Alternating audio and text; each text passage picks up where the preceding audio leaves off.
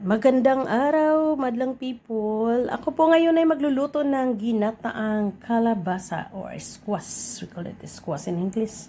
Ito po ang gagamitin kong pambalasa. Sliced fresh tomato, sliced onion, sliced green and red bell pepper, sliced ginger, at saka mayroon tayong ihalong kunting talong. At ang ating coconut powder, at pampalasang karne ng baka, beef. Ayan po ang ating lutuin ngayon. Here we go. Stop muna sagad. Babalikan natin. Mainit na po ang ating piniprepare na frying pan. Lagyan na po natin ng konting mantika. Ayan.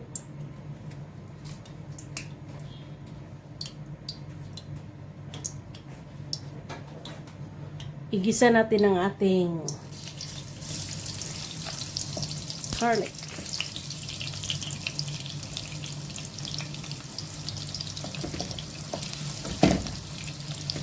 Ayan. Ayoko masali yung heat.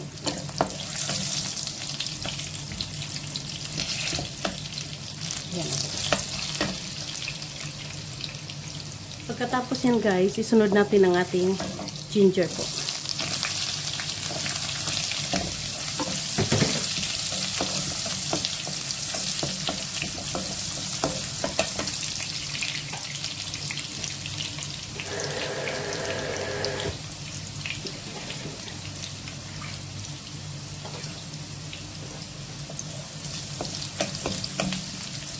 Sunod po natin guys ang ating kalabasa.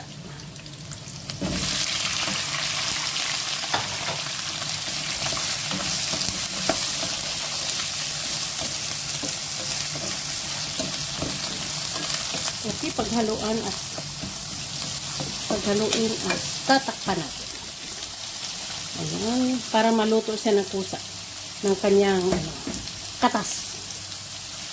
Balikan natin after 5 minutes.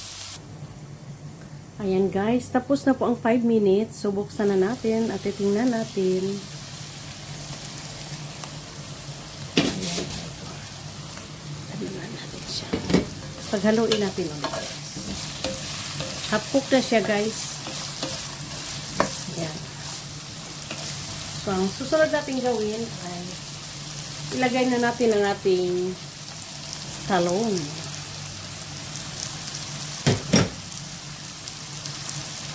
At pwede na po natin ilagay ang ating onion at tomato. At igigisa natin siya guys. Ayan.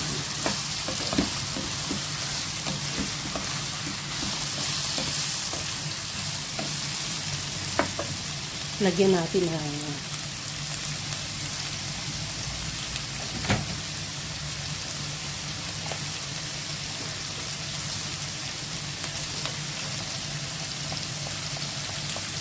konting black pepper,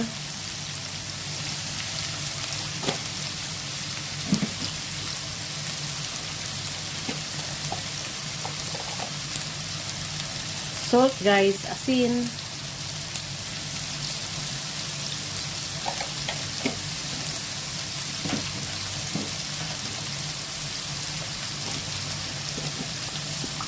at ang ating magic sarap.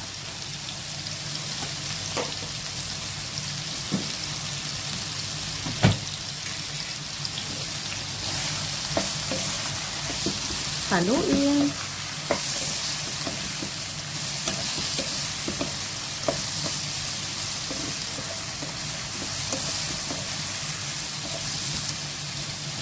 Ayan. At yung sekreto natin guys ay pwede natin ilagay yung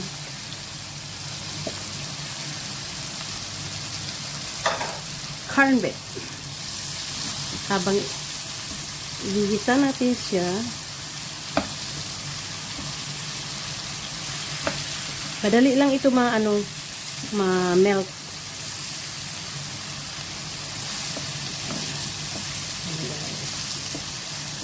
Durugin natin ng dahan-dahan habang paghalo-haloin siya.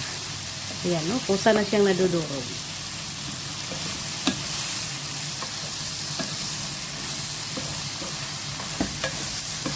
So, ang gagawin natin guys, ay tatakpan natin ulit. Within 3 minutes. Balikan natin ng 3 minutes. Habang naghihintay po tayo ng 3 minutes, nagmi-melt na po ako ng coconut milk powder. Nagiging milk na siya. Mula sa powder, nilagyan ko ng kunting warm water to melt. At saka ready na po siya i-pour maya-maya. Pagkatapos ng 3 minutes. I think 3 minutes is gone. Ayan. Ang bango-bango guys. Lumabas na yung bango niya. Bango-bango talaga. Ng panglasang Pinoy. Ayan.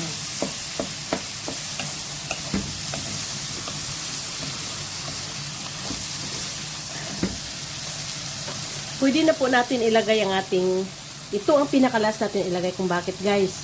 Gusto ko siya na half cook lang dahil matamis-tamis kasi ang lasa niyan eh. Pag nadurog na siya, iba na ang lasa.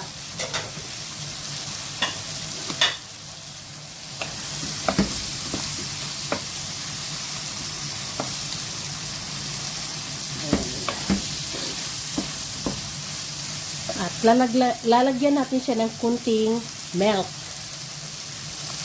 Kunti muna, pampalasa lang muna. Kunti muna. Huwag mo nang ubusin ang milk. Ayan. Kunti lang muna, guys.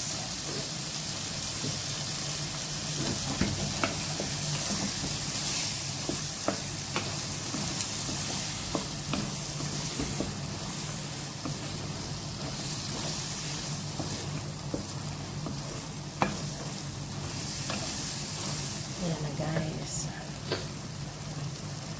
Takpan natin ulit. Balikan natin after few minutes. Ayan guys, silipin na natin ano nang nangyayari sa ating gulay. Wow! Ayan.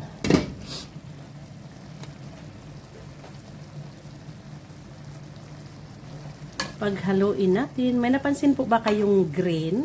Dinagdagan ko po siya ng alubati, spinach. Alubati ang tawag nun. Ayan. Ngayon, pwede na natin ilagay ang ating natirang gata, guys. Ayan, no?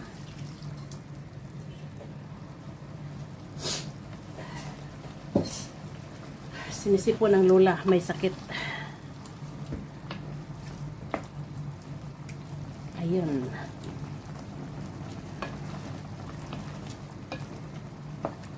Ayun na po guys, ang ating ginataang kalabasa. Ang sarap. Tikman natin. Wow, yummy. Guys, ito na po siya. Ready na po yan. And thank you for watching guys sa aking video. Don't forget to like and sub. Bye-bye! Ayan guys, ang ating ginataang kalabasa squash. So yummy! Ayan. Thank you for watching once again. Bye!